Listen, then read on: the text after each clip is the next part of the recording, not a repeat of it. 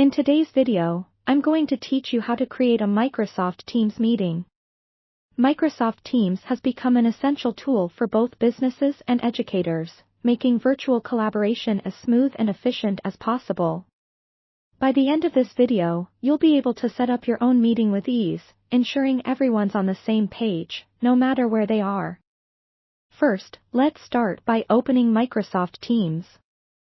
You can do this either from the desktop app or via the web browser. The steps will be identical. If you haven't logged in yet, make sure to enter your credentials. Once you're on the home screen, take a look at the sidebar on the left. This is where you'll find various options such as Activity, Chat, Teams, among others. What we are interested in is the Calendar option. Go ahead and click that. With the calendar open, locate the New Meeting button on the top right corner. Clicking this will bring up a new window where you can start setting up the details for your meeting. Now, let's fill in the essentials. Start with your meeting's title. This should be a clear and concise name that the participants will recognize easily.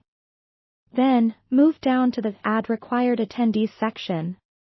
Here, you can enter the email addresses of anyone you want to invite to the meeting. This step is important because it ensures that everyone gets a calendar invite, making it harder to miss out. Next, we set the date and time of your meeting. It's important to double-check this information, especially if you're dealing with participants in different time zones. Once that's in place, we can move to the next step, setting the duration of the meeting. Whether it's a quick 15-minute check-in or a more extended brainstorming session, make sure to allocate enough time for everything you plan to cover. Now, notice the Add Location field. For online meetings, this is usually left blank or marked as Microsoft Teams Meeting. You'll also see an option to add a description. This is where you can outline the agenda or any specific materials participants may need to prepare in advance. The more information you provide, the smoother your meeting is likely to go. To wrap things up, double-check all your entries to ensure there are no mistakes. Once you're sure everything is correct, hit Save or Send. By sending the invitation, each of your attendees will receive an email with the meeting details and a link to join when it's time. And there you have it. You've successfully created a meeting in Microsoft Teams.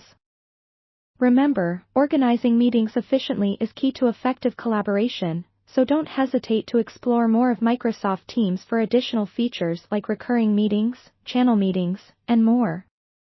Thank you for watching, and I hope this guide has been helpful for you to manage your virtual meetings with confidence.